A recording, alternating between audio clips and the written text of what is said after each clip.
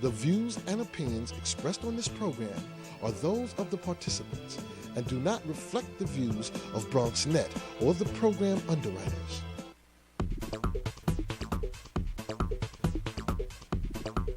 BronxNet. Your voice, your views, your vision.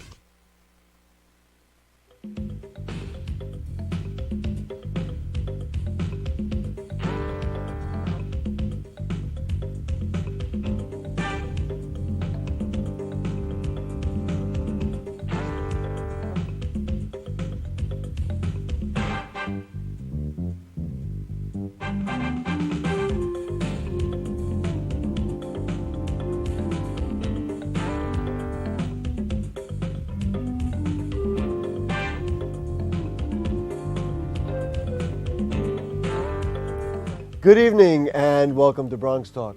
When we last saw tonight's guest, he had been enjoying his post-political life, though he was taking on projects that interested him. But as he joins us tonight, we find him to be the acting chair of the MTA and with plenty on his plate.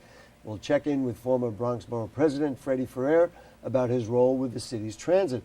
We'll also talk about other issues as well. I'm sure he has some comments on the news and politics of the day. Our phones are open, so if you'd like to talk with Mr. Ferrer, then please call in at 718-960-7241. You can also email comments to us at bronxtalk@hotmail.com, and we'll read those on the air during a future edition of our program. For now, it's good evening to Freddie, former Borough President Fernando Ferrer. Nice to have you back on the show. Good to be back, Gary. A funny thing happened to you on the way to retirement, I guess. How did you become the chair of the MTA? I know you were on the board, but then all of a sudden the fickle finger of fate said you. Well, first of all, at 62, I hardly consider myself retirement ready. Still have a lot of interest in a great many things, a great job with a great firm, Mercury, still involved in voluntary activities like my membership on the Regional Plan Association board. Then Congresswoman Nydia Velázquez suggested to Governor Cuomo that he nominate me to the MTA board. I thought that was the kind of thing I wanted to do. I've had friends who've been governor before, and they wanted me to get into state government, but nothing really interested me. The MTA board did. It's an opportunity to really make an impact in the lives of millions of people who use our system every day in a variety of different ways. So on the board for a while, became vice chairman pretty quickly, and then within a day or two, the then CEO, Joe Lhota, announces his resignation. He's going to run for mayor. See, I did it the other way. And then I become acting chairman. Been acting chairman for nearly 3 months, enjoying every moment of it, although it's a lot more balls to keep in the air. But for a guy like me, who's got public service genes in his DNA, it's a wonderful opportunity to continue public service in a different way, and really a high privilege, as high a privilege as you get. I could understand the joy that you would get in representing the borough of the Bronx, which of course you've done for a long time. Well, in our entire 19-county region. In the MTA, but then the responsibility of managing it from the top. Is this something that you relish and you welcome, and you'd say, gee whiz, now I'm acting, I'd like to be ultimately appointed permanently? Or are you saying, you know what, eventually, okay, now I'm going to step back and let somebody else do it? No. I don't want to be chairman and CEO. I've made that very clear from the start. Never applied for it. No one ever offered me the job. I have every reason to believe Governor Cuomo will shortly nominate a very qualified individual to lead the MTA. That individual will have my complete support when I drop back down to vice chairman. And I look forward to working with them on important projects that I'm still interested in, like Metro North access along the East Bronx, from Co-op City to Hunts Point right down to Penn Station. Then, of course, the extending of the 2nd Avenue subway north. I ran into you on the subway once, twice, I can't even remember, a few times. Do you still take the train to go downtown? Sure. You do? And is there anything that an MTA chair can learn about the subways or can bring to the table if he actually rides the trains every day? Subways, Metro North, buses, variety of different subway lines, variety of different bus lines. You get to see a lot. And people tell you a lot. So, for example, one morning I'm catching the BX10, and some neighbors of mine are there and recognize me, say hi, and they tell me about bus time, that new app that you can put on your phone, that because in the Bronx and Staten Island, and pretty soon the entire city, because of GPS, you'll be able to get the exact time when that bus will arrive at your stop. Means you don't have to wait in the awful cold or wet rain for a bus. You'll know when it is. You can time your walk right to the bus stop. They tell me it works great. I was going to ask, so what did they tell you? Did they tell you they like it? They love it. They love it. Not like it, love it. I can understand how that could be a tremendous help, because even if the wait is 3 to 5 minutes, if you don't know, that 3 to 5 minutes is interminable. If you know and you can pretty much count it down, then that is worthwhile. Did you think it was a good idea to take the express buses, which were privatized and many people felt were running reasonably efficient, and then incorporate that and publicize them, as it were, and make them part of the MTA? When there was a board of estimate, and then later on as borough president over the Bronx franchises, we managed the entire private bus franchise program for the entire city. A lot of lines, some of them awful, some of them mediocre. The two in the Bronx, superb. New York Bus Service and Liberty Lines, no one had a complaint about them. Which is why I'm asking the question. They ran on time, they ran well. Mayor decided he wanted to acquire all of their assets and turn them over to the MTA to manage. And that's exactly what they did under a unique agreement. Preceded my time on the board. Do I think we did ourselves a service by getting rid of some of those horrible bus operators in Brooklyn and in Queens? Oh, you bet. They were just terrible. People were writing letters of complaint, calling in complaints all the time. Did it take with it two very good services? And so there is some debate about whether they're as good as they used to be. I don't know. But I can tell you this, the ones that were in Brooklyn and Queens have improved exponentially just because they were so awful to start with. Well, I'd have to plead ignorance on that, because I'm, of course, a Bronxite, and I could tell you about New York Bus Service and Liberty Lines. Is the MTA able to manage it, taking on a burden like that? Yeah. I mean, we do it, and we do it well. It's part of our New York City Transit operation. We have a separate bus company that manages our city buses and our MTA buses, the so-called express buses and special buses. Works fine. We have a really first-rate president, Darrell Irick, who's also from the Bronx, from the Northeast Bronx, and a good guy. Let's talk about that Metro North idea. From the time that you were borough president, you had heard about alienation in Co-op City. We're isolated. Transportation in and out of the city is always an issue, and it's always been an issue for people in Co-op City. How close are we to making it happen? There certainly seems to be an inertia pushing it forward. What are the issues, and what will it take to ultimately line those rails? Well, there is a momentum pushing that forward, and I'll tell you how it develops. This isn't the new idea. In fact, it's a very old idea.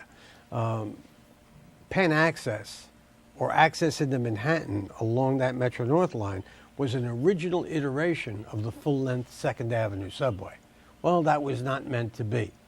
But we always had a plan for those 4 stations to try to get into Manhattan and help the residents of Co-op City, Morris Park, Parkchester, and Hunts Point in not only getting into Manhattan efficiently and affordably, but making the reverse commute getting jobs in Westchester County and in Connecticut just as efficiently and just as affordably. We've been building support for it. They're in EIS, Environmental Impact Review, right now, those 4 stations, and we expect that we'll be introducing them in short order for the new capital plan, and we're talking with legislative leaders and the governor about that right now. I would assume, based on some of the things you said earlier, that that would be the kind of project that would give you pride, the kind of thing as a borough president you would have to rely on others to do, but in this position you actually can really help push it forward or actually push it forward. Well, you know, I'm joined in that by Commissioner Chuck Merdler, who's my colleague on the board, and other board members, by the way, not from the Bronx or even from the city, but from Rockland and Orange and Westchester, and Putnam, who really do understand that this is one region, and the extent to which we unite it with links of transportation, bring it together, make travel in the region more efficient, more effective, more affordable, and we take car trips off the road, it's a good thing for everybody. What are the problems that you hear? I mean, we can review some of the other projects, but what are the problems that you hear from riders, that you even experience yourself, that you say, you know what, gee, I wish I could fix this, but these are intractable things? I mean, I could list some things like, you know, whether it be cleanliness and certainly timeliness of whether it be buses or trains, but what do you hear?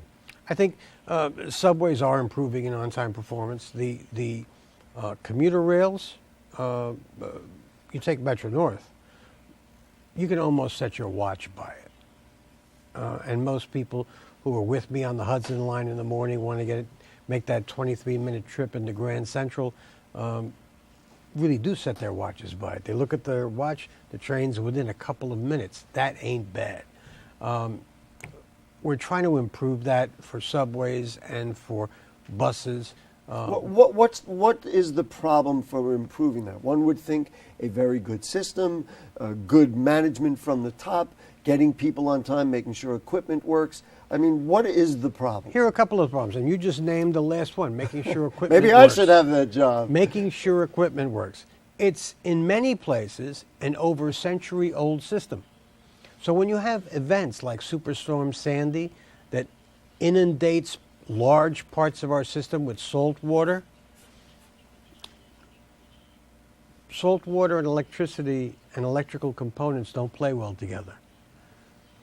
They get corroded. They have to be replaced. This is what we're doing right now, replacing signals, switches, that whole thing. The weather hasn't dealt us a good hand in the last couple of years. So as a result, not only did the signals go because of their exposure to salt water, but with the sudden cold snaps, you'll get cracks in tracks or cracks in ties. So easy for the rest of us to say, oh goodness, it's late again, but there could be physical issues that have to be dealt Sure.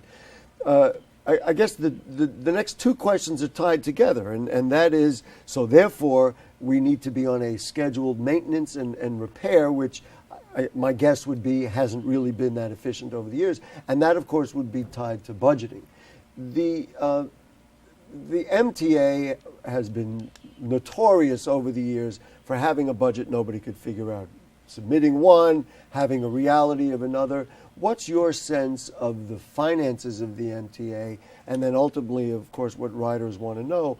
Are we now finally stable, or are we always in danger of getting more increases? There are a lot of issues. Let me address them as you brought them up. The first one is keeping the system in a state of relative good repair. Well, when the system is sprawling as this, with nearly 480 stations, with rolling stock, with bridges and tunnels, you got a lot of work to do. And it's work that has to be done on a continuing basis. We are doing that.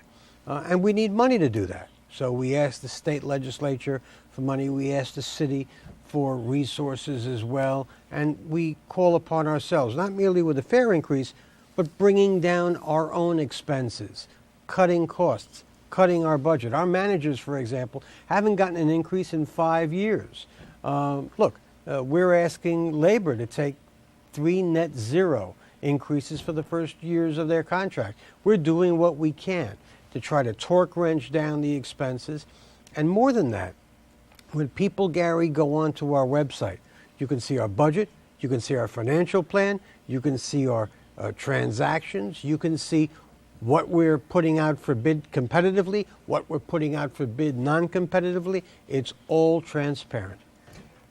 Do you have in the back of your mind, when you were borough president, things that you were not happy about with the MTA that you say either, number one, are cleared up? I would think the budgeting is one of the things that, at least the way you described it. And that's going on in the last couple of years. It's really been very And then good. the second thing, are there other issues that you say, gee whiz, they never got that straightened out and I'd like to work on it? Well, one of the things I'd like to try to get straightened out is a priority for our projects. Because a lot of times projects were unfolded because they had very powerful political patrons. Second Avenue subway. The Second Avenue subway was a promise that was made to the city since the 20s, Yes, for God's sakes. And it's about time it gets redeemed. Mm-hmm. We have a small section of it, the first phase. I want to get a second section of it done, and really start bringing it up into northern Manhattan so we can have a real subway line. And So then finally I get the other suggested ones. that was the kind of project you're referring to, the projects that are out there that got a good name but really didn't have the funding or support to really get them done. Yeah. I guess it would be no surprise to either of us that our friend Bob from Riverdale has called tonight. I knew Bob from Riverdale would be calling. Somehow I thought so too. Hi, And Bob. it wouldn't have been the same without him. That's right. Hi, Bob. Nice to have you on the Gary, and good evening, former Borough President Ferrer. Hiya, Bob. And since you were a mayoral candidate, who do you happen to like in the Democratic primary? There you go. And there's a second part. What words of wisdom would you give to Adolfo Carrion on his fantasy to run for mayor? All right. Bob, let me rephrase the second question first, okay? And Please. Because I certainly had it prepared. What do you think of the campaign of Adolfo Carrion? One of your successors, Ruben Diaz, sat in that seat 2 weeks ago and said he was heartbroken that Adolfo would switch parties. Your thoughts? Unfortunately, I'm going to have the same answer for you on both questions. While I'm acting chairman of the MTA, it is completely inappropriate for me to get involved in. I mean, look, people know I have no problem expressing my point of view on political issues or political candidates. I can't do it as acting chairman of the MTA. Wow. I I owe that to the governor. I owe that to our riders, to our board. Now, once that status changes, I'll be happy to answer those questions. That status being on the board of the MTA or being the chair of the MTA? Being the chairman. It really is inappropriate to have the chairman opine on political and electoral issues. I would say, in defense of the former borough president, I've interviewed him for 18 years, and that could be the first time that you said, I can't answer a political question. Much as I am itching to answer it. Are there Bronx issues that we could talk about? Let Sure. me ask you this. This Fresh Direct deal, does it resonate like other failed promises of jobs in the Bronx? Look, I've read about it. And here's the issue, I think. I try to put myself in the other guy's shoes. I guess easier for you than some of the rest of us, having Well, been sitting in that seat. Maybe that is true. But I try to put myself in the other guy's shoes. Look, that was never my approach to things. But here's what happens. When the mayor and the governor come to you and say, look, we're going to drop $100 million in your borough, and we're going to relocate this company and do X, Y, and Z, what do you say? No? Well, I mean, it's almost the same dialogue I had with Mr. Diaz when he was on the show. He did that with the Kingsbridge Armory, and some of the same issues about saying. And you know, the interesting thing is, I thought, whatever you thought of his position, he stood tall. He was clear on his position. He set it out forcefully and clearly, and he stood up for good-paying jobs. And it wasn't anti-development. He had a point of view. Look, whether you agree with him or not,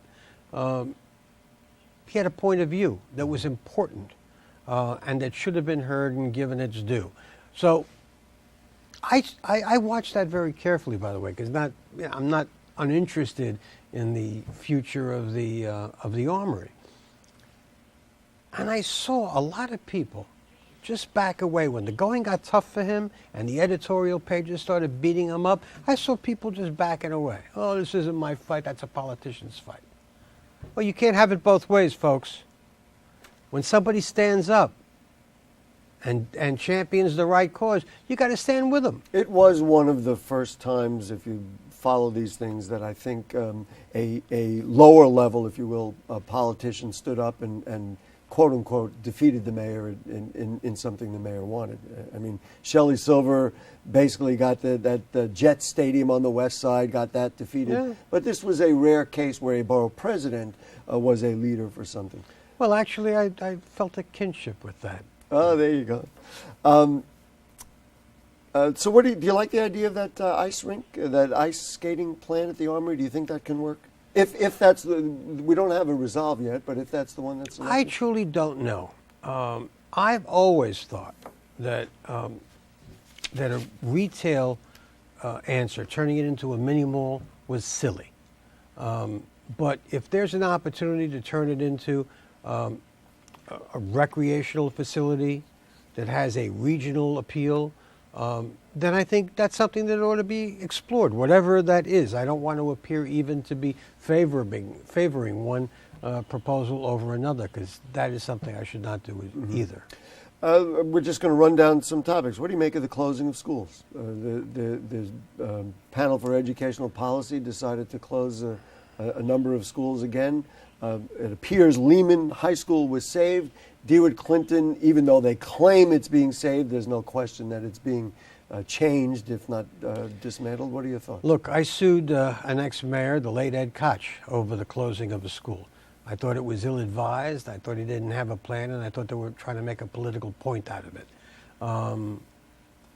I've seen a lot of these schools open, close, get reorganized. 6 schools in a former high school building, calling it a campus now. It's nothing of the kind. Look, if it is improved education for those students, I have yet to see it. And at the end of the day, 11 to 12 years at the helm of education, you own this problem. It isn't somebody else's, it's yours. You know, you mentioned Ed Koch, the late mayor, and I think over the years, the discussion of who really built the housing in the Bronx, and, you know, Freddie's role versus Mayor Koch's role, maybe you could give us your perspective right now on what Mayor Koch did for that process of renovating the Bronx and working undoubtedly in partnership with you. Give us just some of the landscape of how you view that right now. Well, I think the proof of the pudding was sort of in the tasting there. If this would have happened anyway, then why didn't it happen initially in Brooklyn? Or in parts of Queens? Or in Harlem? It happened in Harlem much later. Well, I think it happened here because we had a very unique joining together of people on the ground, not-for-profit organizations, community activists, and their government working together locally to try to make these things happen.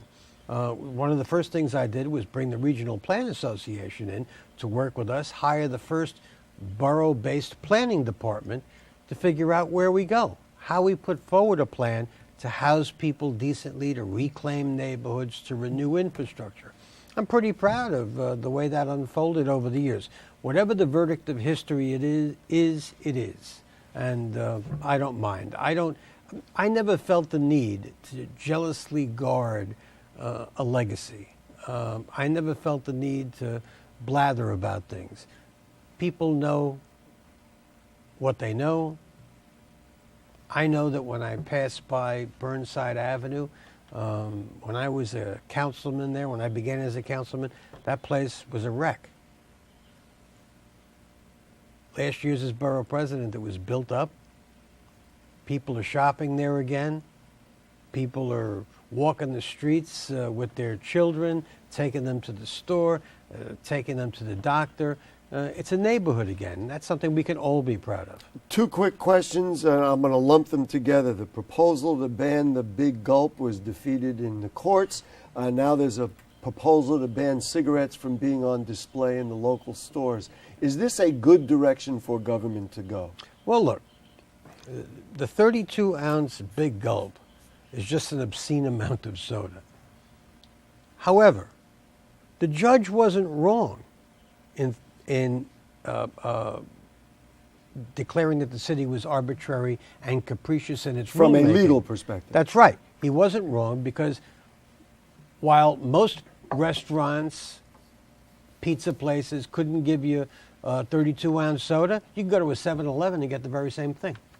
So it wasn't uniformly applied in the rulemaking, and that's the incorrect part of it. That's the arbitrary part of it. Judge wasn't wrong. Is it a direction government ought to be going? Look, I think the extent to which government does sensible things to protect the public health, that's a good debate to get into. Whether that's the right way to fight obesity, I'm not sure. Whether that's the right way to fight diabetes, I'm still not sure. If we had a more forthright approach to it, maybe how about restoring funds for physical education in public schools? Oh, what a shocking idea. Maybe that would help. What's next for Freddie Ferrer? You're going to stay on the board? You're going to be part of the MTA? Do you have any projects or anything else? I'm assuming there's no political office in your sights. No. Look, I've had a wonderful time, and it's a great privilege to have served in elective office as a councilman and borough president, to have put my candidacy before all of New York as a candidate for mayor, as a nominee of the Democratic Party in 2005, and to serve now. Pro bono, but doing things that I like. This is a substantive, serious group of people on this board that want to do good things, and I'm glad to be a part of it.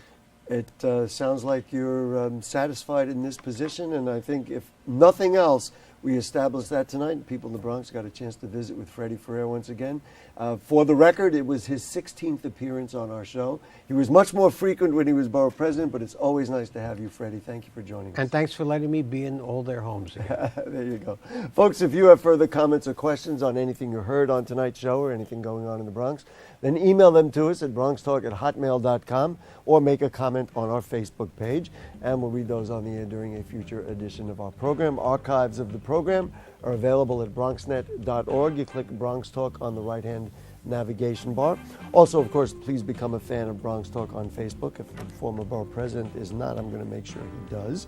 Next week, we'll celebrate the coming of spring with a music show featuring Bronx youngsters. It's something you don't want to miss. We're here Monday nights at 9. Of course, thanks to our producer, Jane Folloro.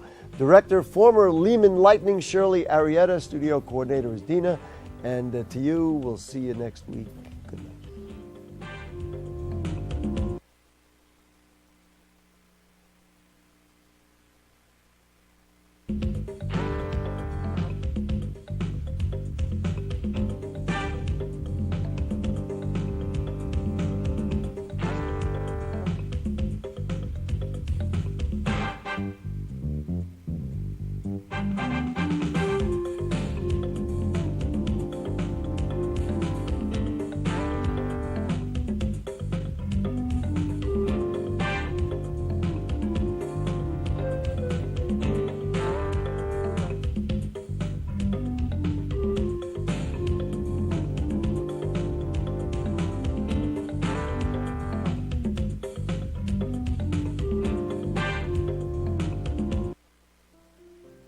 Do you have muscle weakness, double vision, trouble chewing or swallowing?